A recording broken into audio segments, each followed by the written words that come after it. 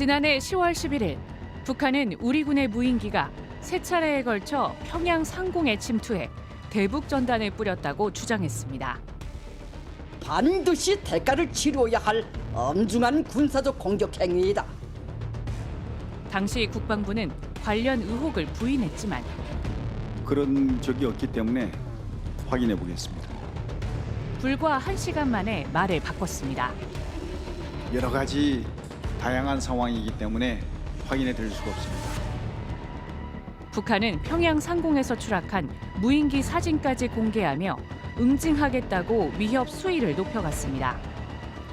우리 군 역시 북한 정권의 종말이란 극단적 수위의 표현으로 맞대응하면서 군사적 긴장감은 커져갔습니다. 그리고 얼마 후 터진 12.3 비상계엄. 그 이후 윤석열 정권이 계엄 요건을 만들기 위해 북한의 군사적 도발을 유도했던 것 아니었냐는 의혹이 쏟아졌습니다. 무인기 보내는 거 그때 있었잖아요. 그 인물 누구로부터 받았습니까? 그 사항은 확인해 줄 수가 없습니다. 확인해 드릴 수 없습니다. 왜 확인해 줄 수 없어요? 사실이 아닌 건 아니잖아요. 어디에서 띄웠습니까? 제가 확인해 드릴 수가 없습니다. 전례 없는 외환 혐의 적용까지 가능한 엄중한 사안이었지만 관련 수사는 전혀 진행되지 않았습니다. 이런 가운데 스트레이트는 당시 우리 군이 무인기를 보낸 게 사실이고 지난해 10월뿐만 아니라 계엄 선포 직전인 11월에도 무인기를 추가로 보냈다는 군 내부자들의 진술을 확보했습니다. 그때는 계엄을 상상 못했기 때문에 무리해서라도 계속 하려고 하는구나. 이러면 좀 계속 큰일 날 텐데라는 생각을 하긴 했었습니다. 법적으로도 그렇고 북한 변수가 존재해야 돼요. 전시도 북한 변수죠. 사변도 북한 변수죠. 국가 비상사태도 역시 북한의 도발 외에는 없는 거죠. 그렇기 때문에 북한 변수를 상당히 고려에 넣었다라는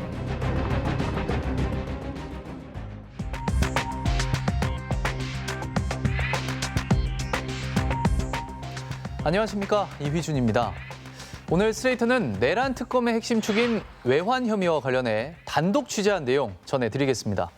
김정인 기자가 나와 있습니다.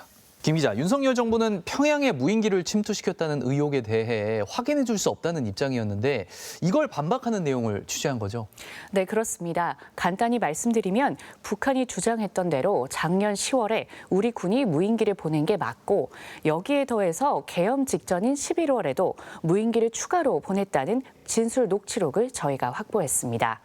당시 무인기 침투 임무에 관여했던 군 실무자들, 그러니까 한 명이 아닌 복수의 증언인데요. 지금부터 자세히 살펴보겠습니다.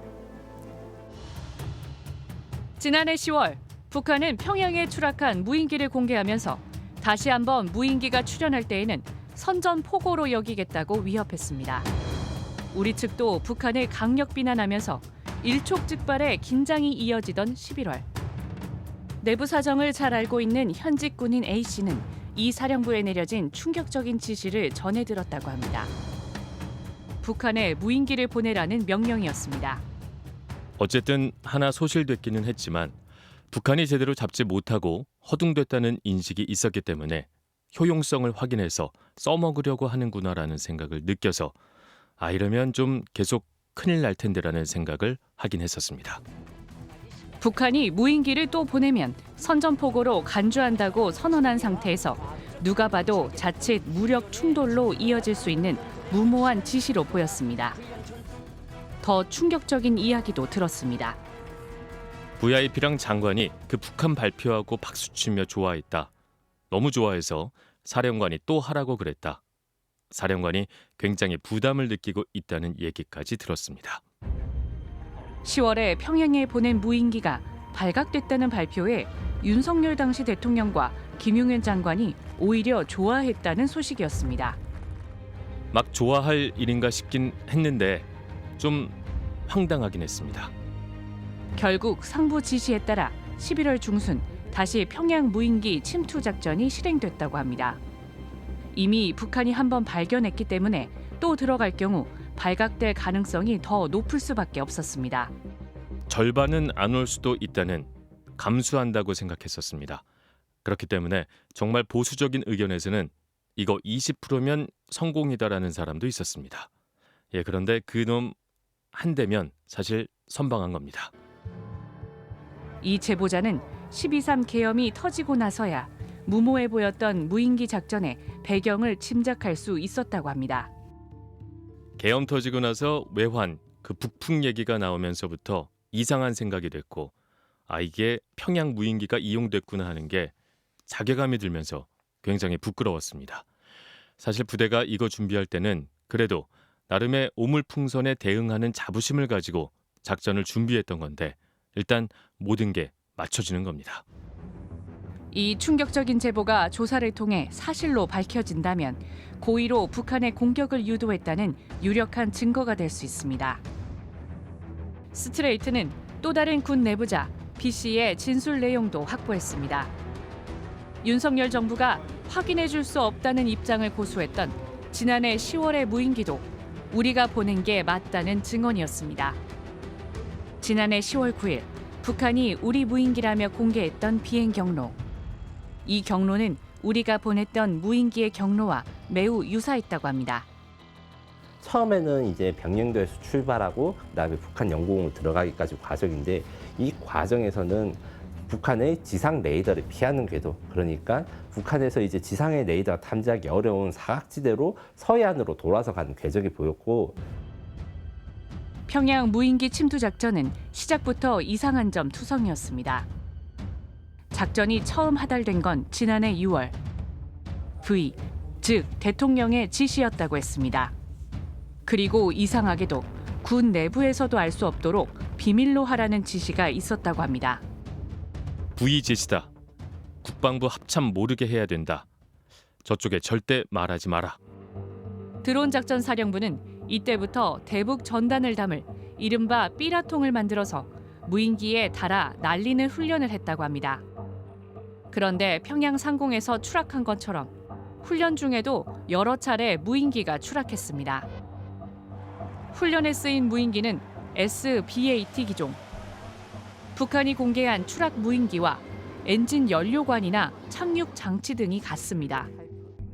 엔진과 그다음에 연료 탱크 사이에 들어간 관의 빨간색 관이라든가 여기에 있는 연료 그 모양, 그냥 프로펠러 모양, 그다음에 요거 배기구의 모양 등이 제가 촬영한 내용과 동일한 색깔과 크기로 이루어진 것을 확인해서 이 무인기는 훈련 교육용일 뿐 정찰이나 전투 목적으로는 부적합하다는 평가를 받았습니다.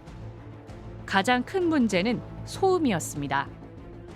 육군의 시범 사업 보고서를 보면 구름 낀 날에 2km 상공에서 날아도 소리가 들린다고 평가했습니다. 실제로 지난해 10월 북한이 무인기가 발견됐다고 주장했을 당시 북한 주재 러시아 대사는 발코니로 나간 사람들은 머리 바로 위에서 소리를 들었다고 러시아 언론에 말했습니다. A씨는 북한에 무인기를 보낼 때 한 번에 3-4대가 갔으며 평양 주요 지점을 낮은 고도로 뱅뱅 돌았다고 증언했습니다. 너무 위에서 떨어뜨리면 이게 효과가 없기 때문에 그냥 삐라 공중 분해될 수 있기 때문에 삐라 살포도 해야 되고, 그 다음에 그 불안감 조성을 위해서 일부러 노출시킬 필요가 있었습니다. 야간이지만. 정말 신기한 게 평양 상공, 그것도 뭐 320m 상공에서 한 10바퀴 이상을 뱅글뱅글 돌게 만들어는 그런 비행 경로를 입력했더라고요. 이미 이렇게 딱 봤을 때 제발 들켜달라 이거 외에는 없는. 소음이 큰 무인기를 비교적 저고도로 비행시켰다. 일부러 발각되길 바랐다고 볼 수밖에 없는 정황입니다. A씨 등은 비상계엄을 위해 무인기 침투가 의도적으로 진행된 것이었다는 생각에 제보를 결심했다고 털어놨습니다.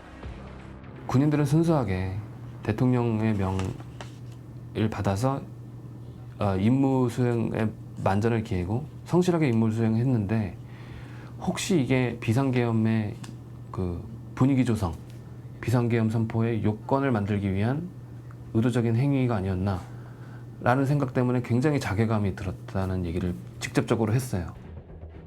스트레이트는 이 증언 내용을 묻기 위해 김용대 드론 작전 사령관과 통화를 시도했지만 답을 들을 수 없었습니다. 네, 안녕하세요. 저 김용대 드론 작전 사령관님이시죠? 네. 네, 안녕하세요. 저는 MBC 스트레이트 팀의 김정인 기자라고 합니다. 김 사령관의 변호인은 군사 기밀과 관련된 문제라 상급기관의 허가 없이는 언급할 수 없다고 밝혔습니다. 그건 확인해드릴 수 없다 하는 게 전체적인 일관적인 입장입니다. 윤석열 정권이 계엄의 명분을 위해 북한의 도발을 유도하려 했다는 정황은 곳곳에서 드러나고 있습니다.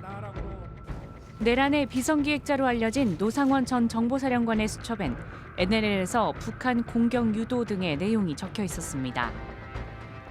곽종근 전 특전사령관도 지난 1월 국회 국정조사에서 김용현 장관이 북한의 오물풍선에 원점 타격으로 대응하겠다는 말을 했다고 증언했습니다.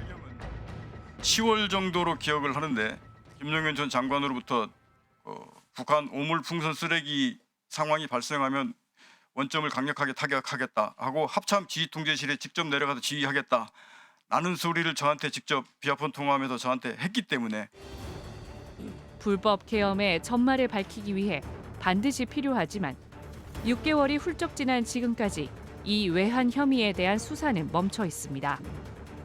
이에 따라 내란 특검은 외환 혐의에 대해 본격적인 법리 검토를 하고 있는 것으로 확인됐습니다. 외환죄 중 외환유치죄는 외국 등과 은밀히 공모해 전쟁을 일으킨 경우 무기징역이나 사형이 선고되는 중대범죄입니다. 다만 북한과 공모했는지 입증하기는 쉽지 않다는 지적도 나옵니다. 따라서 대한민국의 군사상 이익을 해했을 경우에 적용되는 일반 이적죄를 먼저 검토할 가능성이 높아 보입니다. 핵심적인 것은 전쟁을 하기 위해서 전쟁을 유도하는 방식의 작전을 했는가도 매우 중요한 것이죠. 부대들만 다 쳐들어가도 다 확보할 수 있는 근거를 이제 마련하고 있기 때문에 전 증거 수집에는 크게 어려움이 없다. 이 외환 관련 혐의 정말 철저한 수사가 시급하다는 생각이 드는데요. 도대체 왜 지금까지 이렇게 중요한 수사가 제대로 진행되지 않은 겁니까? 네, 상대적으로 수사가 쉽지 않은 영역이기도 하지만 검찰도 이 부분 수사를 적극적으로 하지 않았다는 비판이 나오고 있습니다. 비단 외환죄뿐만 아니라 내란 혐의 수사 과정도 짚어봐야 하는데요. 검찰과 법원의 소극적인 태도 때문에 윤석열 전 대통령이 석방된 건 물론 다른 주요 피고인들까지 풀려나고 있다는 지적을 피하기 어려워 보입니다. 포토라인에는 결코 서지 않겠다며 버티던 윤석열 전 대통령.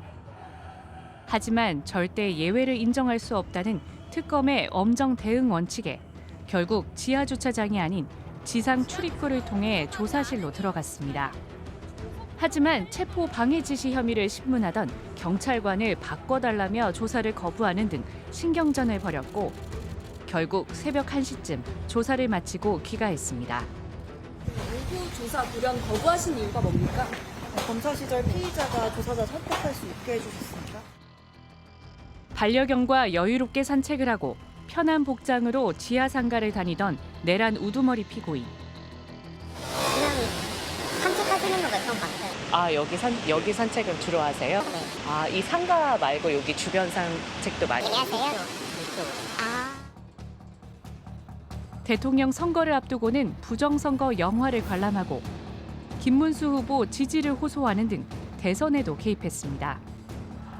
수사기관의 소환 요청에는 불응으로 일관했습니다. 세계 특검 아니, 저 사람들 좀 보게 이 앞을 가로막지 좀 말아주시면 안 되겠어요? 그쪽으로 조금 앞으로. 그런데도 검찰은 추가 기소를 통한 구속 시도를 하지 않았습니다. 내란죄를 범하고도 저렇게 활개치면 꼴 보기 싫다 이 문제가 아니고 내란 모의를 할 수 있는 외환이든 할 수 있는 존재란 말이에요. 그 존재 자체가 국민 불안해져. 한동안 솔직히 불안했어요. 전. 특검은 사건을 인계받은 지 단 하루 만에 윤 전 대통령에 대한 체포영장을 전격적으로 청구했습니다.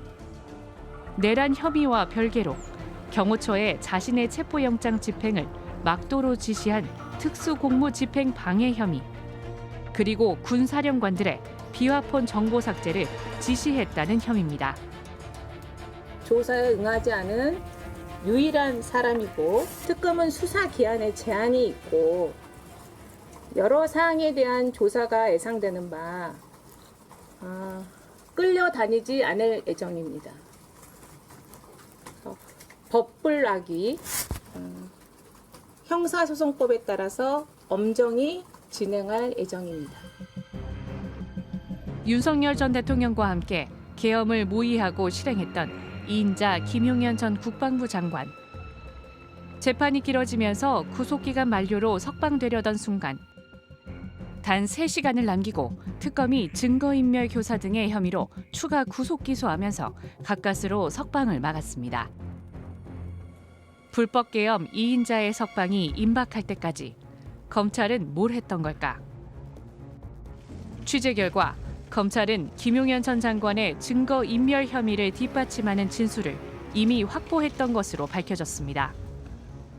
스트레이트가 입수한 김 전 장관 양모 비서관의 검찰 조사 진술 내용. 저에게 2층 서재 책상 위에 있는 자료 전부를 치우라고, 그러니까 세절하라고 지시하셨습니다. 그래서 약 3시간에 걸쳐서 세절을 했던 것 같습니다. 세절기통이 꽉 차서 3번 정도 비웠던 것 같습니다. 자료를 세절하라. 즉 문서를 잘게 갈아서 없애라는 지시였습니다. 또 김 전 장관은 자신이 쓰던 노트북 컴퓨터도 부수라고 지시했는데 지시를 따르다 손까지 다쳤다고 했습니다. 서재 서랍 속에 있던 예전부터 쓰던 노트북도 주면서 함께 폐기를 하라고 지시했습니다. 그래서 제가 그냥 버리면 될까요? 라고 물어보니 모두 파쇄를 하라고 지시를 했습니다. 그래서 제가 망치로 부수게 된 것인데 그 과정에서 손가락도 다쳤습니다. 검찰이 종전 수사 의지가 있었는지, 김용현을 계속해서 구속하려고 하는 의사가 있었는지 이런 점에 대해서 의심할 수밖에 없는. 구속됐던 내란 주요 인물 중 박안수, 이진우 전 사령관과 김봉식 전 서울경찰청장이 이미 보석으로 조건부 석방됐습니다. 법원도 내란 혐의 재판에 속도를 내지 않고 있다는 비판을 받고 있습니다. 실제 윤 전 대통령의 재판은 준비에만 2달이 걸렸고 기소 뒤 현재까지 5달 동안 단 8번의 재판만 열렸습니다. 핵심 증인 38명 중 8명까지만 증언을 마쳐 1심 공판 절차를 올해 안에 끝낼 수 있을지도 불투명합니다. 박근혜 전 대통령 그때를 돌아보면 그때는 6개월에 끝내려고 많이 노력하면 일주일에 한 3번씩 4번씩 이렇게 재판을 했는데 법원으로서는 이거를 6개월 내에 끝낼 의사가 전혀 없었던 거 아니냐, 의지가 없었던 거 아니냐 이런. 김용현 전 장관과 노상원 전 사령관의 재판 역시 기소 이후 6달 동안 공판은 10번만 진행됐습니다. 속도뿐 아니라 군사 기밀을 이유로 깜깜이로 진행된 재판 방식도 문제였습니다.